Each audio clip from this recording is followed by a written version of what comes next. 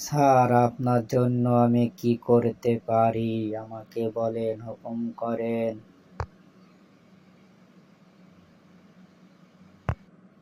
কি করবো এখন, মুরব্বি হয়ে গেছি, পাশে কেউ নেই, ছেলে সন্তান সবই তো দূরে থাকে।